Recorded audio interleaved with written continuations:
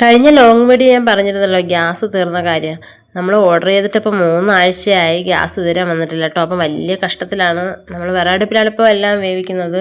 അപ്പോൾ കുഞ്ഞിനെ ഇട്ടുകൊണ്ട് എനിക്ക് ഭയങ്കര ബുദ്ധിമുട്ടാണ് കേട്ടോ ഇപ്പോൾ പാചകം ചെയ്യാനായിട്ട്. അപ്പോൾ 2-3 മണിയൊക്കെ ആവും ഇപ്പോൾ ആഹാരമൊക്കെ റെഡി ആവാൻ. അല്ലാത്ത സമയത്ത് തന്നെ ജിത്തൂട്ട ഉറങ്ങുന്ന സമയത്താണ് ജോലികളെല്ലാം പെട്ടെന്ന് തീർക്കുന്നത്. എന്നിട്ടും ജോലികളൊക്കെ പെൻഡിങ് കിടക്കും.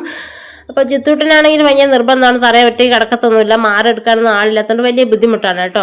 അപ്പോൾ ഒരു അങ്കൻവാടി പരിവായിരുന്നെങ്കിലും മതിയെന്നാണ് ഞാനിപ്പോൾ പ്രാർത്ഥിക്കുന്നത്. അപ്പോൾ രാവിലെ കാപ്പിക്കുള്ള മാവൊക്കെ റെഡിയാക്കി ദോശ ചുടാനായിട്ട് തുടങ്ങിയപ്പോഴത്തേക്കും ആളുണന്നു. ഇതേ തൊട്ടിലിന്ന് എത്തി നോക്കുവാണ് ആരെങ്കിലും വരുന്നതെന്ന്.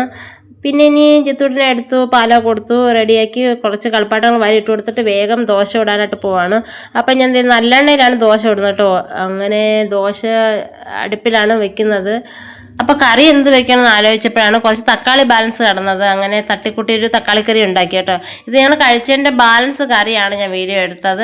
അങ്ങനെ രാവിലത്തെ കാപ്പൂടി എങ്ങനെയും കഴിഞ്ഞു. ഇനി ചോറൊക്കെ വെക്കണം. ജോലിഭാരം കൊണ്ടാണോ നമുക്ക് സമയമില്ലാത്തതുകൊണ്ടാണോ എന്നറിയത്തില്ല, നമ്മുടെ മുഖമൊക്കെ ഒരുമാതിരി കരുവാളിച്ചൊരു പരിവായി കേട്ടോ.